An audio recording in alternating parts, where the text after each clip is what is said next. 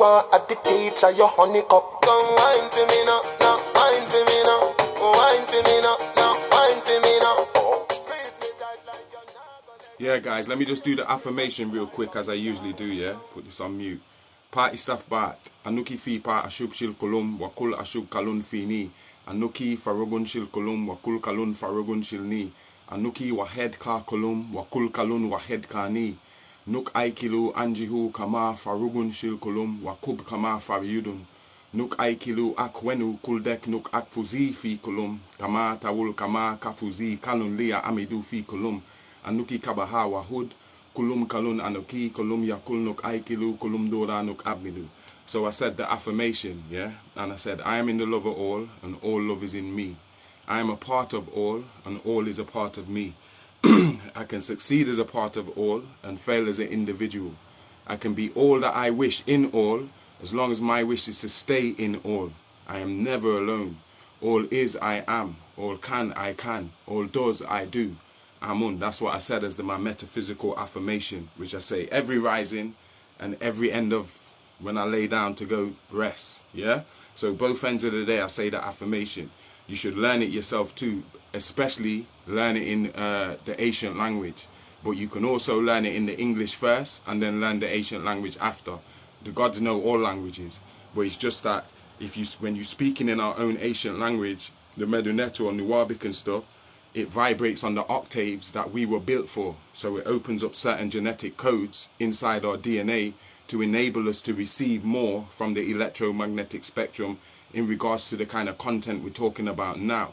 If you want to be more open to receive these, what I call them the genetic memory bank, ancestral memory bank.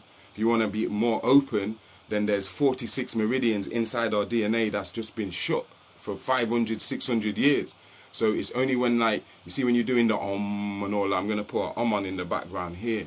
It vibrates on the octaves, like the 428, the 528 and stuff, the love vibration, which opens up our chakras, it opens up our kundalini, it opens up our crown. So then we can receive more from the cosmos, we can receive more downloads and stuff, right? So yeah, yesterday we was talking about the significance of this find of King Tut. True, I don't know if they flashed you guys up today, but yesterday they flashed me up saying, oh, we can't recommend your live to certain people because it's dangerous content. So I think they're trying to brand us as dangerous content. So that was unfortunate because it was a real hot subject for us to be discussing King Tut. This is the second part. The first part, I wish it would have had more viewers. But like I said, I'm going to load it up on my YouTube channel anyway at 𝑓𝆥𝆥𝑇 Book Mafia. So if you do want to have a look at part one and you weren't here last night to see it, do go and have a look at on our YouTube page, 𝑓𝆥𝆥𝑇 Book Mafia, and have a look at that part one because there'll be jewels in it related to today. I don't even think I'm going to go in as deep today because it was a lot more on the paper than I had. This is like half a paper. I had back and front full yesterday, and the side I wanted to do today, I left it on the horse farm, man. So I don't even remember all the bullet points I put down there, but I'm just going to work from this anyway. As always, if you guys want to buy any of the books, yeah, hit me up on my Instagram, 𝑓𝆥𝆥𝑇 Book Mafia, because don't nobody want to sell our books. Like I say, they try and brand this dangerous content for telling the people the truth.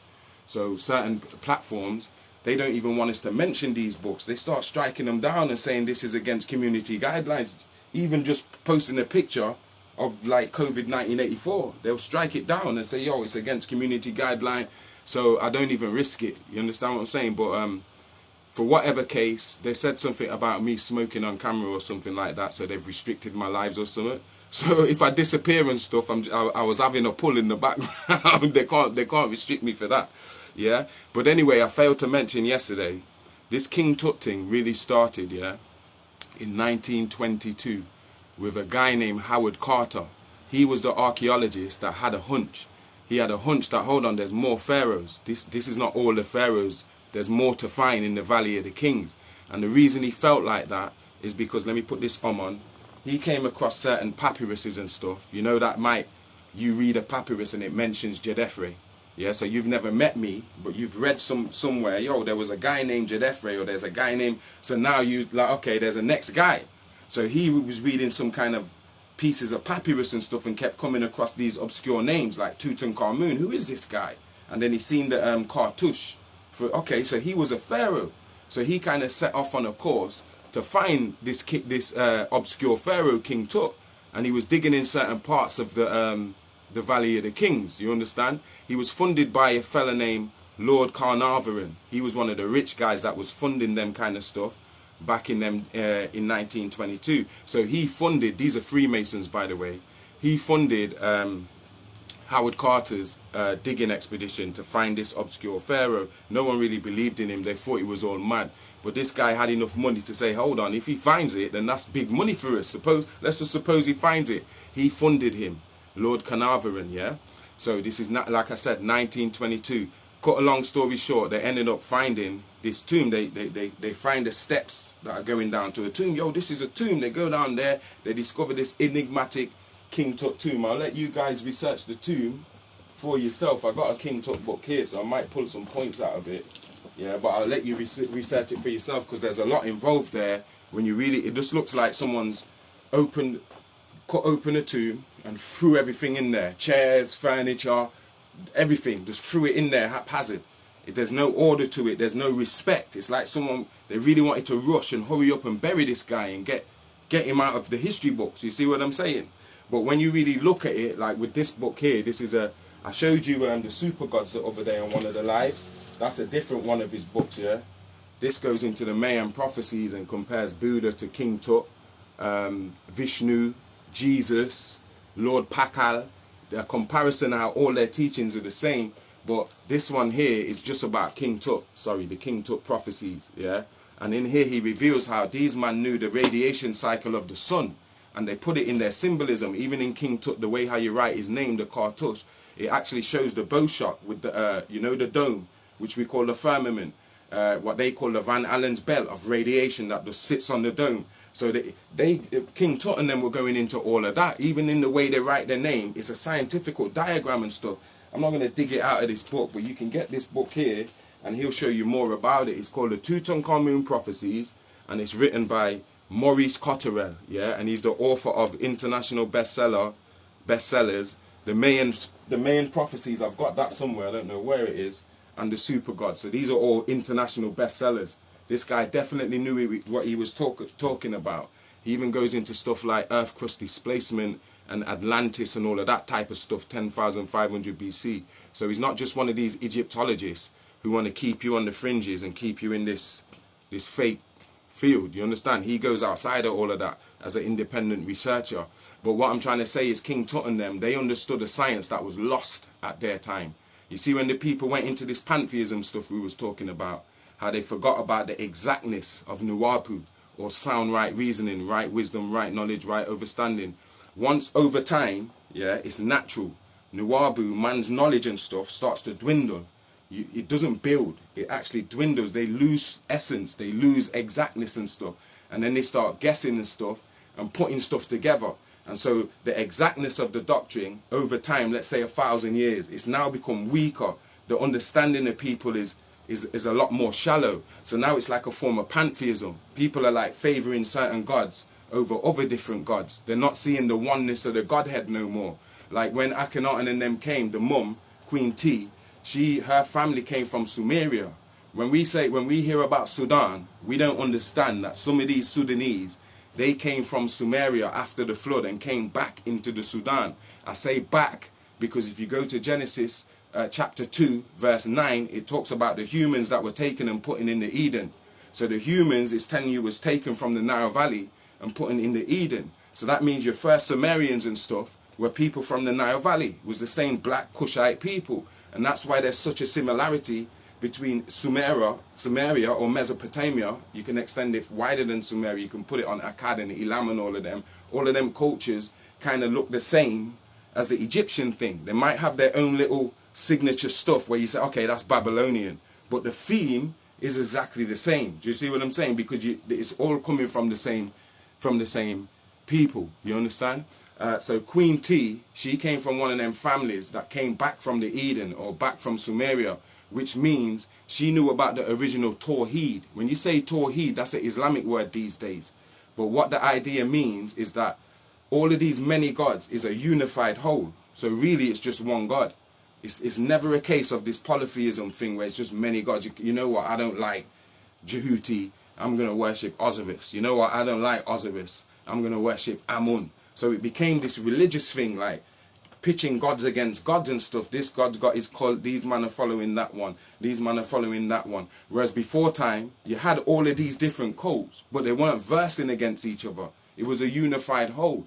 Each nome, there were 42 nomes in Kemet, with different tribes in different nomes. And they would have their own angle on spirituality. Some of them might be coming from Tar and talking about Tar's story and the Memphite creation story, like on the Shabaka stone. Another place, they might have their own creation story centered more on Atum or one of them other deities. Do you understand? But it wasn't a versus thing. It's like, okay, let me learn a bit about what you're saying there, because I know about Tar and Rare. And then I could teach you some about, yo, let me teach you about Atum and Rare, and we come together and we learn things. And each district specializes in a different thing. Like this district might be good at medical stuff, so their deity represents the medical stuff. You see what I'm saying? These lot might be builders, so their patron deity represents builders like Tar, or he might be a writer. So these scribes now, they deify Imhotep. Yeah, but when that dies down, it now becomes a confusion thing where I'm saying, yo, my shit's right and your shit's wrong. You're wrong. I don't deal with no ISIS. It's all about this, just like we do today with religion. Yo, Christians, we're right and you're wrong. Or Muslims, we're right and everyone else is wrong. Or Jews, you understand what I'm saying? So that was what was going on when Queen T and them came back into Kemet at that time, because of all the invasions that had happened. Remember, this is after the Hyksos period. So this is after a heavy occupation by non-Africans. So they bring their whole culture or non-culture and sit on us for 400 years. So that influences us. We lose a lot through that. After we get them out the country, yeah, and we get the country rolling again, yes, we can clap because we got the country rolling again, but we've lost so much from this 400-year occupation. And this is why I'm saying every time you have one of them occupations, when Egypt comes out of it, it's a different Egypt. It's a bit more like it's watered down. It's not the same. When you go back to the Old Kingdom, it's solid. The building's solid, the art is solid, the literature's solid. Everything is at the highest peak. And then the further you come into the Middle Kingdom, it drops down a bit. So it's a level underneath. So it's like, hold on, the Old Kingdom's better than the Middle Kingdom. And then when you come to the New Kingdom, you're like, hold on, this is a bit crapper. The Middle Kingdom's better than the New Kingdom. So the further back you go, the more refined and the more precise everything is, from the building to the writing to the music to the understanding, everything. So when you get to the time of Akhenaten and King Tut and all of them, this is Egypt in death. This is not Egypt as a teenager. This is Egypt now as an old man with a walking stick. This is the end of the nation. All nations die out and form into new nations and stuff, okay? So this is the time when Egypt's already on the way out. Egypt was already hundreds of thousands of years old in these times when Akhenaten and them man were on the throne. Yeah? So their times ran out. Egypt has had its day. Egypt's going out. It's going to become something else. Like the next thing black people will is Israel. And it's the same Egyptians. It's the same people. Do you understand? That started with Akhenaten. Yeah? So Queen T, she comes in and she teaches this Tawheed, which is the oneness of Neteru. Just like Muslims say the oneness of Allah when they say El Wahid, the unified, El Ahad, the first, El Awal, El Ahad, the one, El Awal, the first, El Hakim, the wise, all these different 99 names. Yeah, you could take them and say, okay, these are different deities. Okay, because if he's first, then he can't be the last. So if he's the strongest, there must be a second strongest and a third strongest. It's a group thing, you know. Let us make man in our image. You understand what I'm saying? So Queen T came back in when she married Amenhotep. She started teaching him. Now hold on, in Egypt, you man are kind of strayed off because you're gone on to this polytheism thing. So it was the goddess that told him from the Sudanese, yo, this is how we do it. Because remember, she's a Sudanese. She's not Egyptian. She's from Sudan, which is a totally different country than Kemet. Back in the day, that was Kush or Tarseti. That's where the Egyptians came from. They said that's their ancestors. So she coming from there, she marries the king in Egypt, yeah? And she starts teaching him this perspective. Like, hold on now. You man are on some polytheism thing, yeah? There's only a one, yeah? And that's the nature, yeah? The nature are just expressions of this nature. And it expresses itself in a myriad of different forms. Isis, Osiris, yeah, Horus, Anubis, even outside of Egypt, yeah, Enki, yeah, Enlil, Ishtar, yeah, Indus Valley gods, yeah, Olmec gods. The divine expresses itself in a myriad of different forms, but it's one source. It's one source. You understand what I'm saying? And it can be used for good or it can be used for evil. It depends on the user. You see what I'm saying? So she was giving him the knowledge to say, okay, I get it now. Okay, so the unified whole, the Muslims had the word El-Wahid, and they say it means the one. And then they have another name of Allah, El-Ahad, and that means the one. So why do you need two words that mean the same thing? You're saying he's got 99 names. Two of these names mean the same thing according to you, Muslim, with your Fusha Arabic. Yeah? But if we take it back to Syriac Arabic, the Arabic before Arabs, yeah, then one of the words, Al-Ahad, yes, that means the one. But Al-Wahid, that doesn't mean the one in the sense of the one. Al-Wahid, what they're not telling you, that means the unified one. Like you're saying a unified whole. Like we're saying this netta has a myriad of different forms. It expresses itself in a myriad of different ways, diverse ways, through the male and the female gender. Yeah, it's not just God just sitting on a throne. Anyway, she gave Amenhotep that science, and he kept it to himself. We were saying last night that he didn't really take it public. It was more like a family thing, yeah? But now that we get to go back in hindsight and look at some of the tombs and how they were buried and stuff, you're like, hold on, so this Amenhotep, he was doing what his son was doing before his son, before Akhenaten was, oh, the Aten this and Aten that. They already had that in the family, but they must have decided to just keep it in the family. You understand? He never really took it and challenged the Amun priesthood and told them, yo, we're going to revamp the thing and all of that. That was his son that did that. Because like I said last night, his first son was named Thutmose, and he was going to be the fourth Thutmose. But he died before his dad died, so he didn't get to be the pharaoh. So this is, the next one now is Akhenaten. Yo, you're going to have to be the pharaoh. You're going to be Amenhotep IV. So for the first 5 years, he rolled with that name, Amenhotep IV. But then by the 5th year, he changed his name to Akhenaten. You can watch part 1 and we give you the whole story of that. But now he's different than what his dad did. He's like, I'm not just going to stay silent. This is a whole bunch of madness, this polytheistic thing, this superstitious thing that Egypt's running on. Listen, I'm going to reform the thing. So he, in a harsh way, tried to reform the thing. Yeah, he came with a new religion called the religion of the Aten. Yeah, and he shut down all the temples of the gods. So Amun, Isis, all of their temples, he closed them. And so the priesthood became his enemy. Yeah, and then we was talking about how when King Tut came, when they got rid of Akhenaten, when King Tut came on the throne, they kind of feared that he would do the same thing. Yeah, that's the backstory we was talking about yesterday. But the tomb was discovered in 1922 by Howard Carter, and he was funded by Lord Carnarvon. Yeah, and it's, like I said, it's because he found their names mentioned on certain papyri, these obscure names, and thought, yo, he thinks these are kings that ain't been found yet. And he kind of smelled a red herring. And so King Tut's tomb was the only tomb in Kemet of a pharaoh that was found fully intact. No tomb robbers had reached King Tut's tomb yet. So it was full of all the treasures that it was buried with. They found honey in there that was, they opened the honey, you can still eat it. Do you understand what I'm saying? This is, King Tut was around 1336 BC. Yeah, he only reigned for 9 years because he came on the throne at 9 and he was gone at 18. Yeah. So if he came on the throne in 1336, yeah, by 1327 he was dead. So that honey was put in that tomb in 1327 BC. And later on now, 3,000 years later, they can eat that honey, you know, because honey doesn't go bad and stuff. He also had 1,000 barrels of beer in there. Somebody who liked beer, you understand? So they found his tomb fully intact. And so they could study it because they've never found a pharaoh's tomb fully intact. They found beautiful tombs like the tomb of Nefertari, Queen Nefertari. That's one of the most beautiful if you're talking about how the paint still looks like they did it yesterday. It still looks totally fresh, yeah? Or Seti the First, Ramesses the Great's father, yeah? With the list in his tomb that says what's supposed to be in that tomb, he'll make King Tut look broke. The amount of riches this man had, but them Arabs, they already hit that stuff. Most of them tombs, them tomb robbers, and not even necessarily just Arabs, because this tomb robbing started in the reign of Ramesses III, people lost respect for the institution of Pharaoh. So there was Egyptians who was like, yo, let's go to the Valley of the Kings tonight, yeah, and see if we can rob 2 of these tombs. Even the people, they stopped believing in this Pharaoh thing.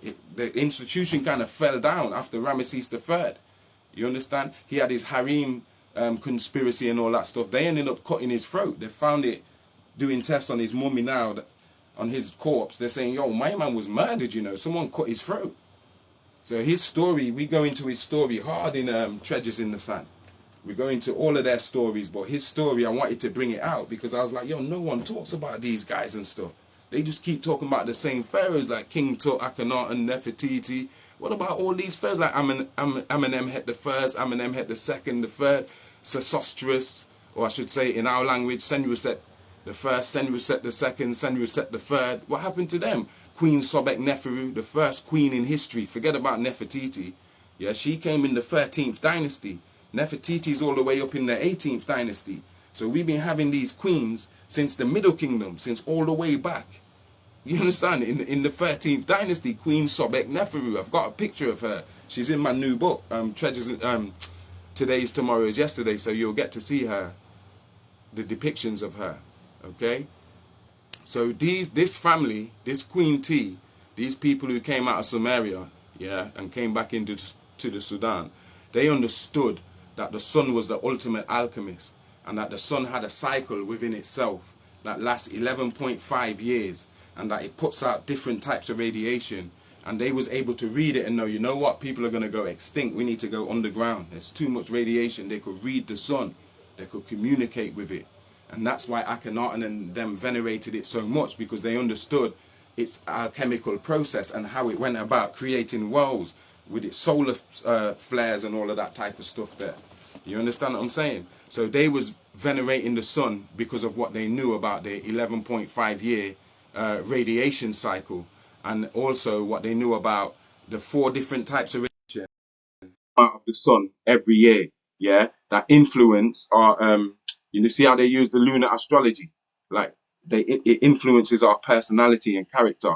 Like 4 different times it changed. 12, I can't remember, it's in my man's book, Maurice Cotterill, and then we'll clue you up on that because he's all into that solar science stuff.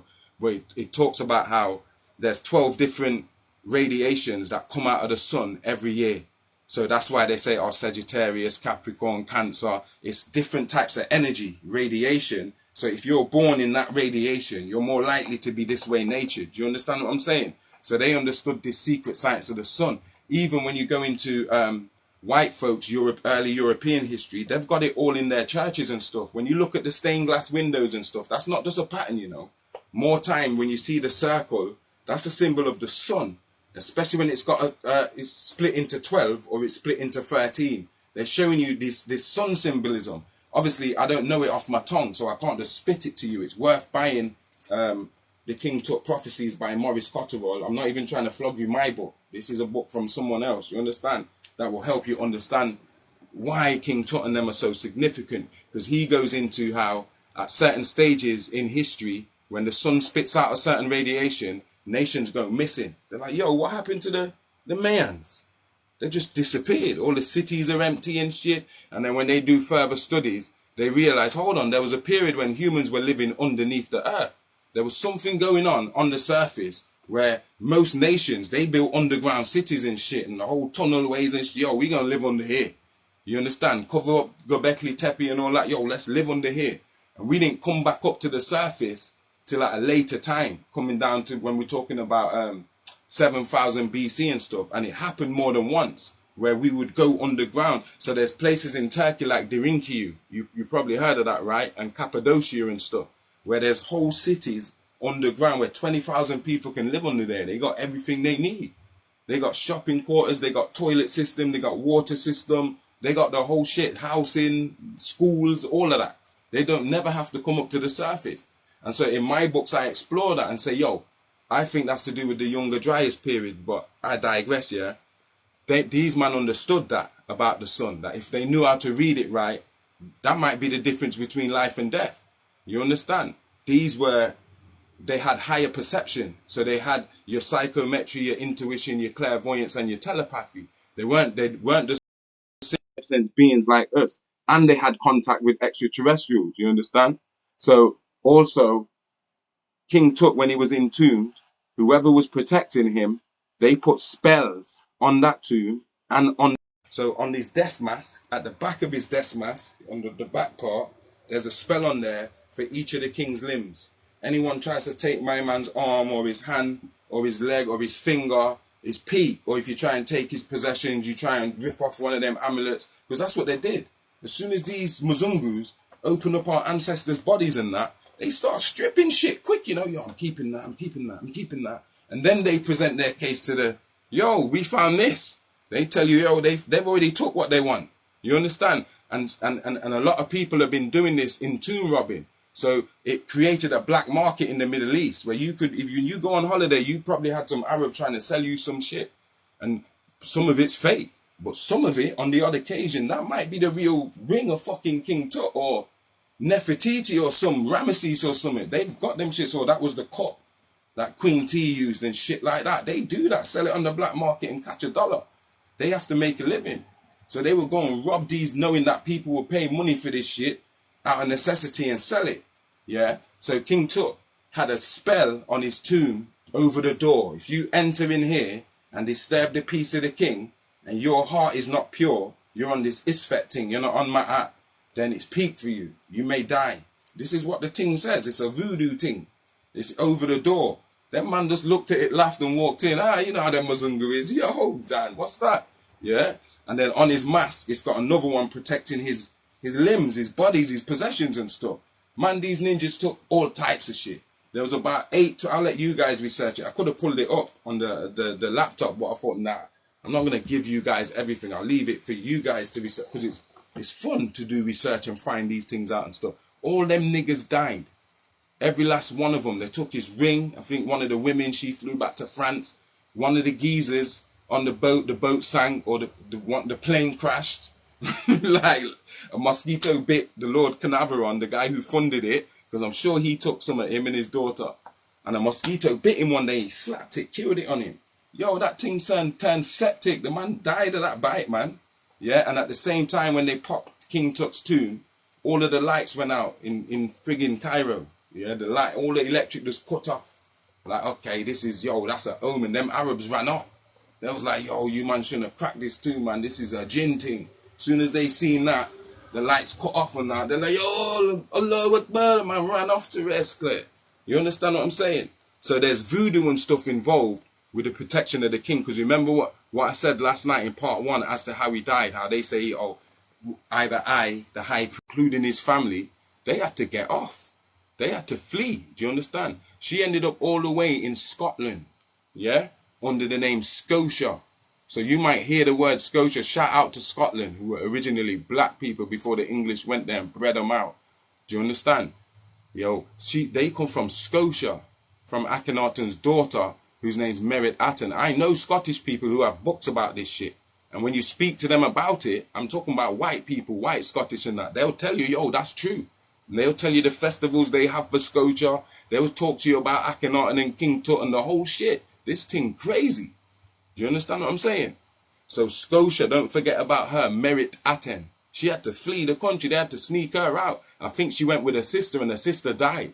Some boat accident happened and the sister died. I remember there was 5 of them. There's Ankhesenamun, that's King Tut's wife. You can say it too. Ankhesenamun. Ankhesenamun. Yeah? So she was King Tut's wife, Nefertiti's oldest daughter. But then you had 𝓆𝓏𝓃𝓏𝓏𝓏𝓏𝓏𝓏𝓏𝓏𝓏 and them too. You understand? And she ended up being called Scotia. When you hear about Scotia in Scotland nowadays, they're talking about Akhenaten's daughter. You see me put her bust, the picture of her bust, in them little videos I was doing to advertise these lives. They're on my page, man. So yeah, and I want to say too, yesterday I mentioned how Akhenaten was studying the Emerald Tablets and was a keeper of the Emerald Tablets. He was from the Hermetic, yeah, type of philosophy. So they don't really believe in gods and deities and all this shit here and worship and stuff. They only believe in the universal consciousness, or Paut, yeah, or you can say Patemta, the divine mind, what we call universal consciousness. They don't really sit here and worship and pray, oh, Jesus and deities and angels. Nah, they on the high mind thing. That's the highest form of mental science in Kemet, which produces alchemy. That comes from the Hermetists, from Tahuti and them, man. So he was a keeper of the Emerald Tablets. Them man there was studying the Kybalion and stuff. Ontology, the real nature of reality, the true nature of nature, metaphysics, quantum physics, astrophysics. You understand what I'm saying? This is what Akhenaten was into. He even had no plans of becoming no pharaoh. That's what he was into. So we're dealing with a serious character when we're dealing with Akhenaten. And what he did was try to, you can say, monophize the polytheistic thing. He said, okay, let's just make one name and just bring it all together and reunify it back. And everyone must call on this one name. You're not allowed to call on Amun. You're not allowed to call on none of these different gods like there's some type of independent power. You can only call on this unified whole, and we're going to represent it. Its symbol is going to be the sun, because of what we know about the secret science of the sun, and the sun being the highest expression of the power of the universe. Yeah. So and it's the highest thing we can see in creation in the sky. So we're going to use that as the symbol for the Aten. And on its rays, it's got hands because it touches us with life and blesses us. So he tried to bring this new emphasis and take with this new kind of monotheistic tint onto religion. And that's why when you study these Mzungu science experts today, like the Egyptologists, they say, well, yeah, a lot of people say the monotheistic thing 1,000 years before Moses. And they say, oh, some people say Moses was one of his priests or some stuff like that. But they literally admit it. And then they say, yo, he started the monotheism. Before him, there was no form of monotheism in the world. That's what they say. Obviously, we knew it come from his mum, and of course there was a real oneness of Neteru and Tawhid. But there wasn't an exclusive thing where they say, okay, this is the religion of this one God kind of thing. It was more like a liberty, like just a basic, common sense. People knew this. This is the true organic spirituality.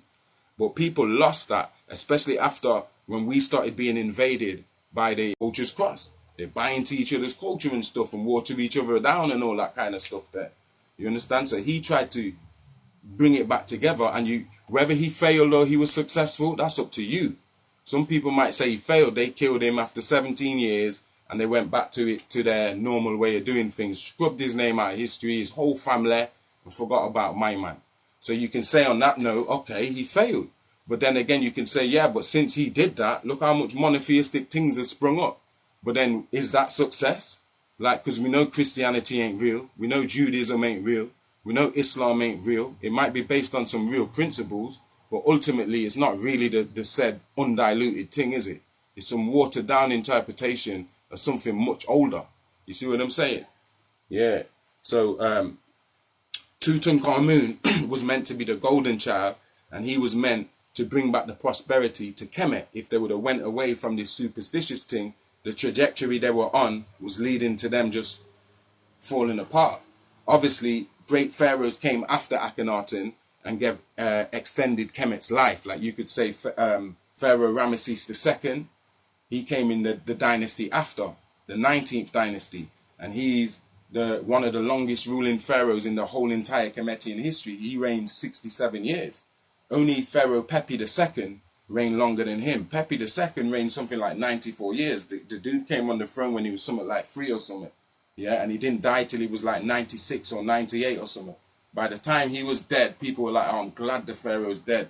They were fed up of him because he was an old senile man just refusing to die. It's like he's useless. No, the country can't move on. That's how long Pharaoh Pepi reigned. But other than him, Pepi II, Ramesses reigned 67 years, and he was great. He did great things for Kemet and extended its lifeline. You can say the same about Ramesses III.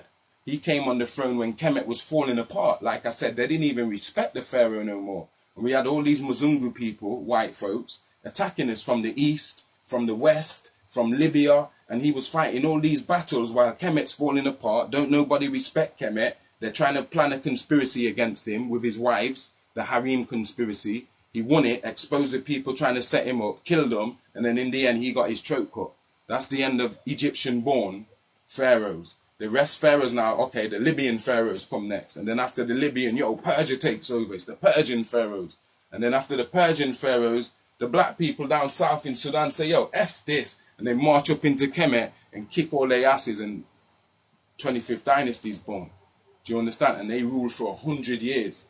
And then when they chased Taharqa out of Kemet at the end of that 100 years, yeah, the Persians take over. And the Persians run things from 666 BC to 333 BC. And then the Greeks and Alexander and the Ptolemies come in. And the Ptolemies take over in 333 BC. So Egypt was long dead before that. But the last pharaoh, after this Akhenaten thing, this was like the last chance for us to avert, yo, we're going to die out, you know, with this culture here. Yeah? So I've come here to redo the thing. The people didn't take to it, man. They got rid of him after 17 years. 5 years before Akhenaten disappeared, Nefertiti's name disappears from the records. These archaeologists, oh, we don't know what happened to her, man. Her name just disappeared. Obviously, in part 1 yesterday, I told you what happened to her and what she did. You understand? But, yo, Akhenaten was done. And then for 1 year, his cousin ruled, who was called Smenkhare. You can see him in my little videos, what I've did. Smenkhare, and these Egyptologists say, yo, we don't know who he is. We don't know if it's King Tut. Was it Nefertiti just playing a pharaoh after Akhenaten died? Was it some obscure son, King Tut's brother? They giving you all this conjecture. They don't know who the hell Smenkhare is. He's Akhenaten's cousin. And he ruled for 1 year. And then they put Tut. Yo, you're not ruling. Yeah, we've had enough of you. Tut. Yeah, because they had already set up Tut as a rival to Akhenaten anyway. In Thebes. Yeah, we gave you that in part 1. So all the Gnostic texts are linked to this Kaibalion and the Emerald Tablets that Akhenaten was teaching. When you're talking about the Essene community in Qumran, who are Hebrews, yeah, their stuff is linked to Atonism. Even the word Adonai is like Aton Re, because that's how they say it. They don't say Ra all the time. Sometimes they say Re. So they'll say Atun Re. Yeah, that's like Adonai. Yeah, Adonai, Atun Re. You understand? That's where they got the Adon from. Hold on, they stole the thing from Akhenaten. You can track it. Like, oh, they stole this thing. You understand? Even with the Christians, or atonement, atone for your sins. That's Atonism. Your atonement, living in truth. Yeah? Being fully truthful, living with virtue. So they stealing this thing and telling you it's Christianity. That came from us.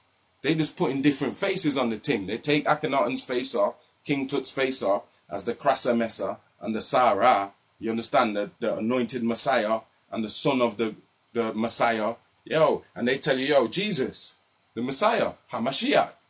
They took that from the Messi or the 𝓆𝐴 Mesa.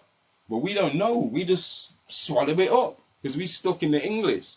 So all these Gnostic texts, Dead Sea Scrolls, you understand? What's the other one? There's the Book of Giants, the Dead Sea Scrolls. There's what's that other one? The Nag Hammadi text. There we go. And there's another one.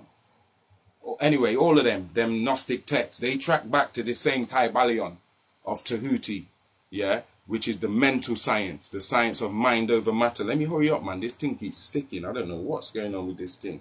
And also, I'll say this just to end, yeah. King Tut, they try and give you the idea that he was just some like puppet king, like some little boy, and he was just always like that. He was really weak, you know, pushover. They just bullied him to do whatever they wanted to do. That weren't just further. There's nothing further from the truth. Like King Tut went to war and shit. Yeah, when you see him in the depiction when he's on his chariot and going to war, yeah, they found that chariot. They really found that chariot. They really found all them tools that are being depicted, the chariot, the spear, all chariot and going to war, yeah, they found that chariot. They really found that chariot. They really found all them tools that are being depicted, the chariot, the spear, all them stuff is real. This might take a while to process. I'll upload these on my YouTube. Hopefully it doesn't jump about. I don't know what's going on there. It might be my Wi-Fi. Sometimes on certain nights it just goes stupid. Yeah, and then so maybe that's why it's giving me the problem, because I've just seen it said at the top, oh, you're now reconnected to the live.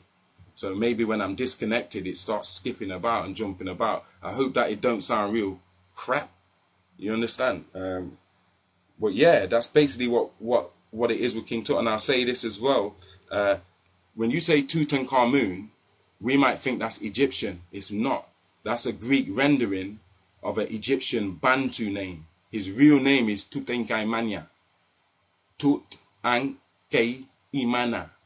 That means the holy bull of God, or the holy bull of Amana, of Amun. You understand? And that's why you see the pharaoh would tie the tail to his back and have it like he's the holy bull. And they would tie this like symbolic tail at the back. Sometimes it would be a lion tail, but more time it would be this bull, like a bull tail. Tut's name, Tutankhamen, yeah, in Bantu. You understand? That means the mighty bull of Amun-Ra, or the mighty bull of God. Do you understand? And the Tut shows you that, okay, he's from South Africa and he's from the Tutsi bloodline. He's a royal Tutsi.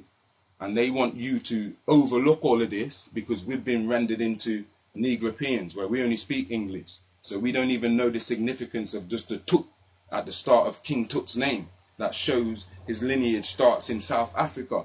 And to confirm what I'm saying, they've just recently did tests on Ramesses III, yeah, and he's this is a late period of Kemet, yeah, and he's the last native pharaoh of Kemet. Okay, let's test him and see where he comes from. Because remember, they did that fake test, them Mzungus, them white people. They had this DNA company, kind of like, what's that thing where you test your ancestors? They were starting one of them. So they said, how are we going to sell this to people? You know what? Let's say we tested King Tut, and let's say he's a white man and he's related to Scottish people. He's more related to Scottish people than anybody else. And so one came forward and said, look, I can't live with it. We faked it. He must have been one of them ones with his conscience of bunning.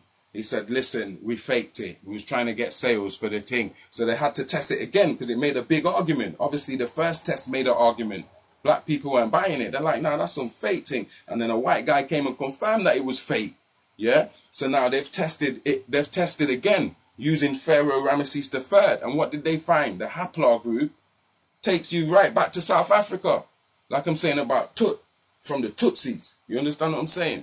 So that's really how you say Tutankhamen, because the Greeks couldn't talk our language. They make their own names. They say, what? Aset. Okay, we'll just say Isis. What?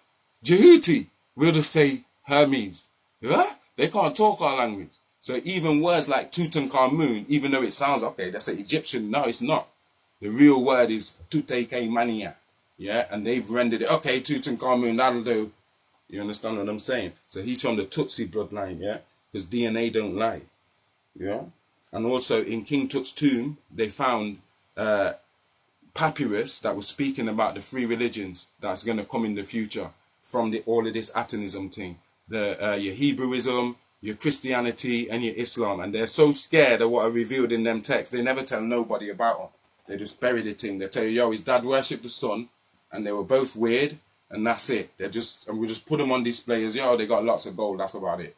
They never really tell you what these guys are really about. He is the real Messiah of 2,000 years ago. A lot of you Hebrew people who see yourself as Hebrew and running after Yahweh, yeah, and saying, oh, Yahawashi, Jesus, you're not knowing that King Tut was the real Messiah of 2 years ago. And that Jesus story, they borrowed heavily from I'm even talking Joshua. They borrowed heavily from King Tut's story and ascribed certain aspects to this Joshua character.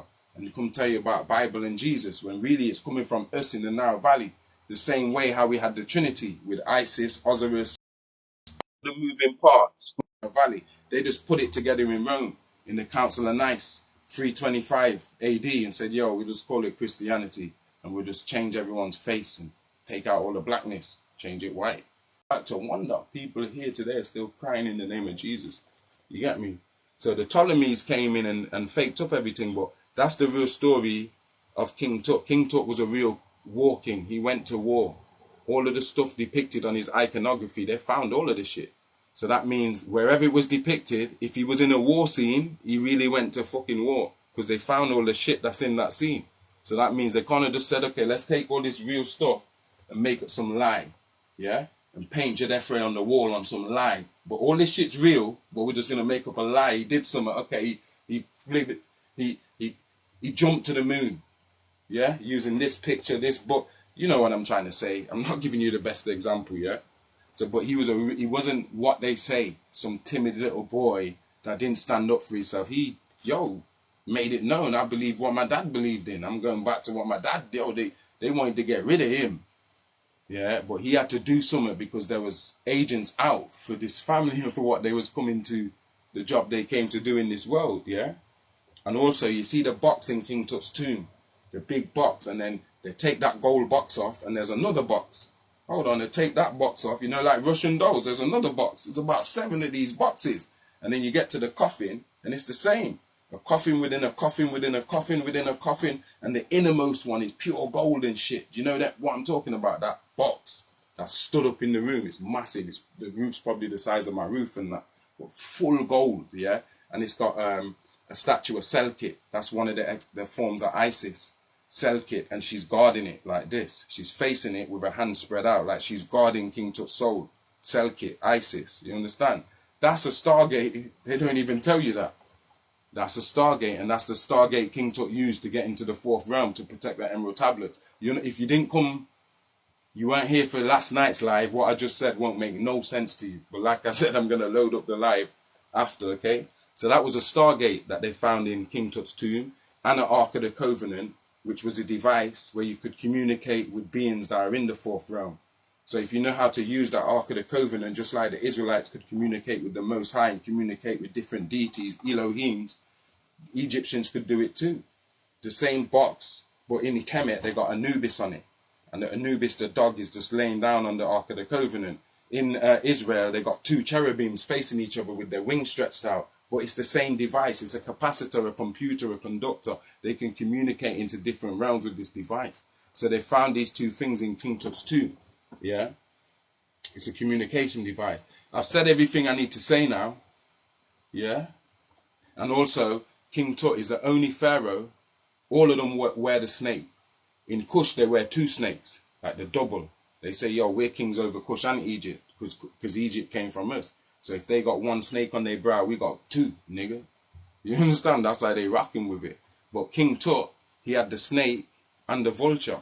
And that represented a going back to the old ways of the Anunnaki, because that's the feathered serpent. Or the feathered serpent, the Enki and the Enlil, the Anunnaki, the winged beings. You understand what I'm saying?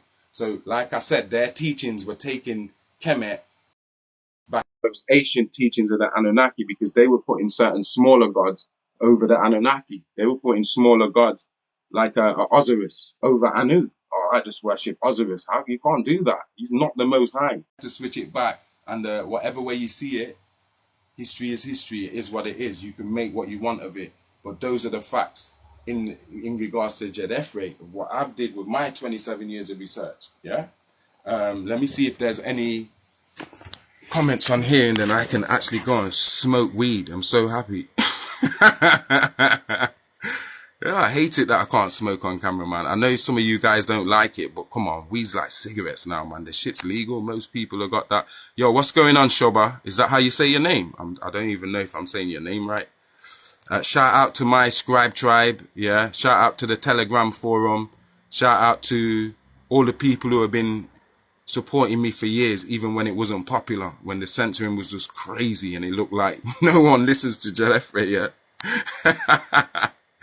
You look like Ed Sheeran, yeah? Okay. Cheers, pal. Cheers, Smokes. Let me see. There's still places that haven't been discovered yet. If I don't respond, I think that question, you can answer it yourself, yeah? Not all. They're trying to put 2 and 2 together still. Yes, shout out to Natty Natural. Wagwan. Yes, but they are trying to put 2 and 2 together still. All guesswork. It's all conjecture, all assumptions. They can't tell you how they built the pyramids. Notice if you watch any of these programs, they always tell you, maybe they did this. Or they might have. They always use a maybe or a might or a, it's never the solid. Because they don't know. They can only assume. So they just give you this conjecture circus.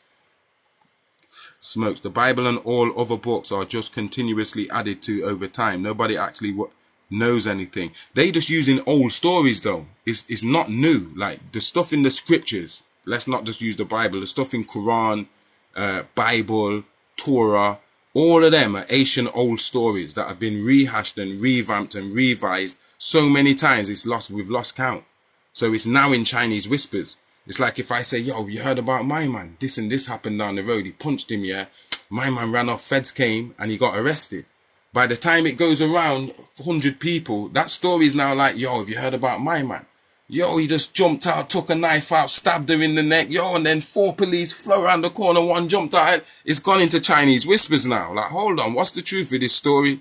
So when you're dealing with Bible, that's Babel. It's the same Genesis 11 Babel. Let me go and confound these niggas, man. So now there's a whole bunch of Babel. Everyone's confused. So all Semitic languages are languages of Babel. Most religious people don't get that. They think, oh yeah, Hebrew, that's the language of God. If you ask a Jew, if you ask a Muslim, yo, Allah, Arabic is the language of God. If you ask a Christian, they probably tell you God speaks Latin. You understand? But all of them languages is languages of Babel that came after the confounding. The languages before, yeah, is not confounded like your Medunetta, because that was only referring to a specific part of the globe. If you read the script, the thing properly, it didn't wash away the whole globe, you know. Yeah, it caused damage to the whole globe, but not everyone everywhere in the world was just drowning. That's some bullshit, especially if you think we live on a globe. The water just rose. It didn't fall off the earth. It just rose. It's just like, yo, it's just a ball of water, yeah? It's a mad thing. So it's just Chinese whispers. You have to go back to the Sumerian tablets. Most Christian people and most people who study the scriptures, they're scared of the Sumerian tablets because they don't want the truth to be true. They don't want to find out, bastard, all our stuff's copied. We copied this stuff in Babylonian bondage. And then we copied the stuff in Kemet when Hyksos was in Kemet and we was in Kemet with Akhenaten and all of that. And we just made it our own, you know. No, they have no proof.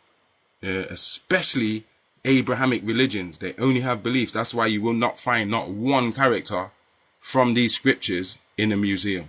You'll find all your ancestors there. Yeah. But you can't find me Abraham in no museum. You can't find me Isaac, Jacob, Noah, none of these cats. And they're not that old. You understand? The people we're finding, like King Tut, they said, yo, we found Osiris's body. You know how old Osiris is?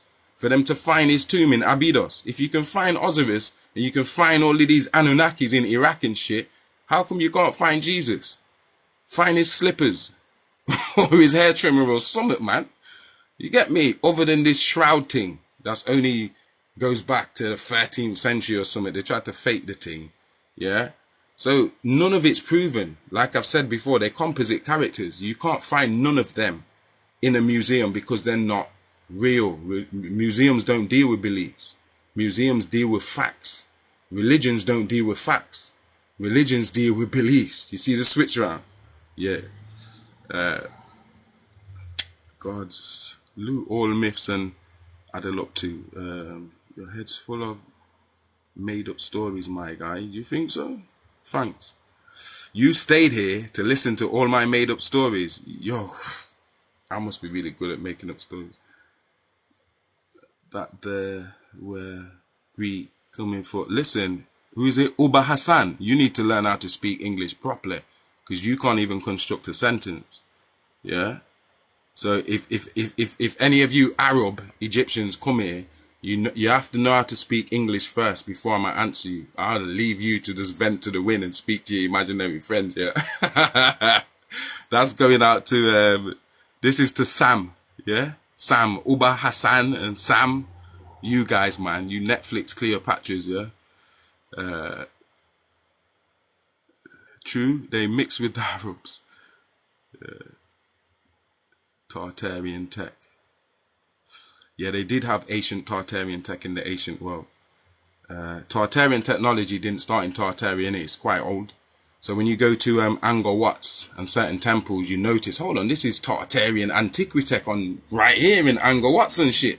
Go around the temples like Ellora caves and stuff, you'll see like antiquity tech in the ancient form. And like I said, it was better then. Yeah, back in the ancient times. Yeah, Hermetists, they don't believe in gods. They don't believe in like deities and all that stuff. They just believe in the one mind and the one thing.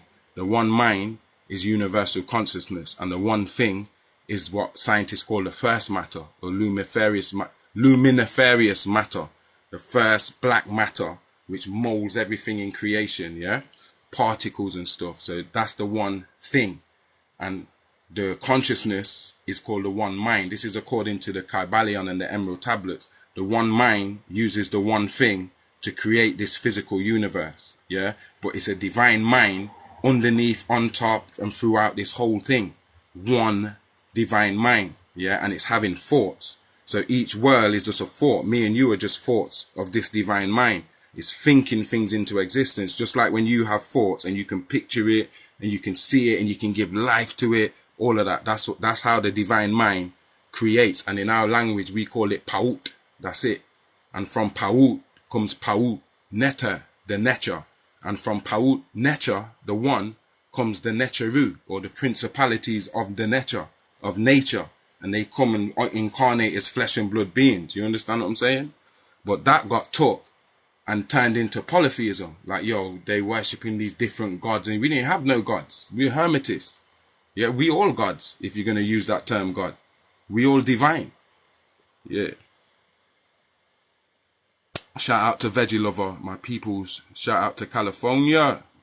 Mayans were black. Yes, Gibran, Mayans were black too. Most of the Nahuatl tribes, Mayans, Aztecs, Toltecs, Mixtecs, Olmeca, all of those were black people. Hopis, loads, man. The Washita, Creek Nation tribes in America and stuff. There's loads of black tribes. The real indigenous Indians were black people. Where do you think the word India comes from? When they was calling black people Indians, there was no India. There was no country called India. India was formed after the British went there and made their own thing happen and formed the country, or the Punjab or the Raj or whatever they was calling it, into India and Pakistan and all of that. But in the 14th century, when Columbus and them sailed west and said, hold on, we seen Indians, and they was talking about black people, they was using the word Indians to mean indigo. Black, inclining to black, indigo. That's where the word Indian originally came from. It had nothing to do with no Hindu Indians in today's country of India. It was talking about black people, indigo colored people. You understand? People are daft, so they don't even understand stuff like that. Not saying any of you guys, I'm just saying people. They think Indian means like East Indian. Yeah.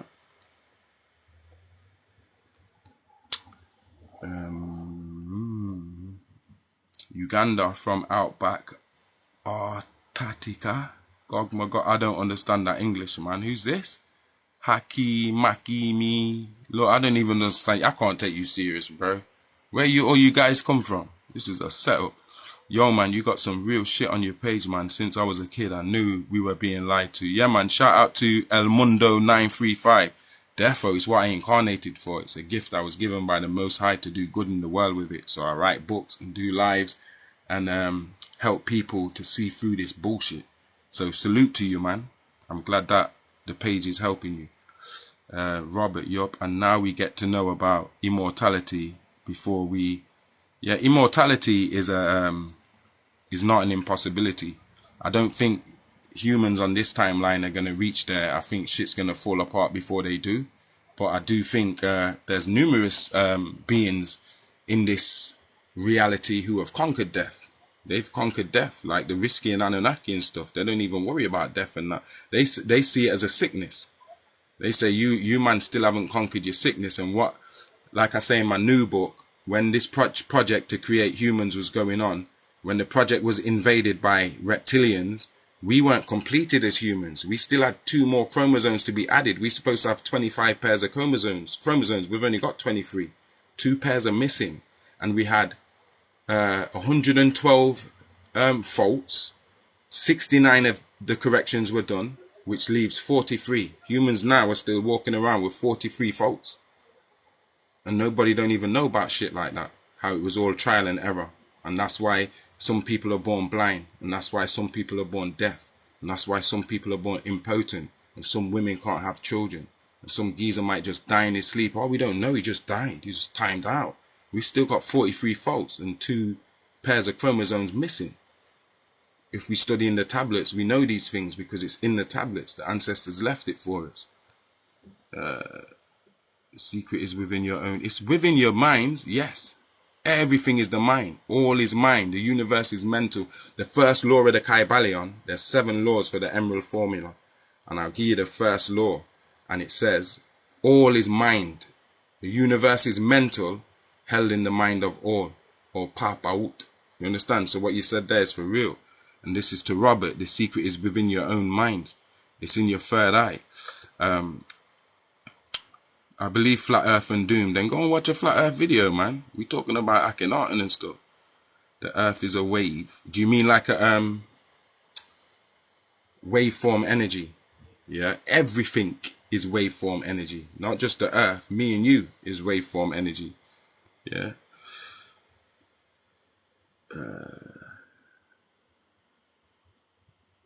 I can't see nothing relating to Akhenaten and them, yes. I'm going to leave it there. Thank you guys for tuning in and making this discussion what it was. Like I said, I'll load these up on my YouTube. You can find us at TZT Book Mafia, all in one word. I'll load up part 1 first, and I'll load up this one the day after, just to give people a chance to just, absorb the content in part 1, rather than just data dump and just like overwhelm folks, yeah. But yeah, shout out to all the people who come and support the page, love, and all you people who want attention, man. I'm sorry, yeah, that you're not getting the attention that you always wanted. Some of you come on here and complain, yeah, and it's always the ones who you go and look at their page. It's like, hold on, you ain't even got no followers or no likes or nothing. The one guy complaining about my video, the video's got more likes than your whole page. Like, come on, I can't take people serious like that. I'm not here for that shit there, man. If you don't like what we're saying, then scroll on, jog on, innit? We fighting the machine. We ain't got time for you, man. We got bigger fish to fry. Peace, salute, namaste.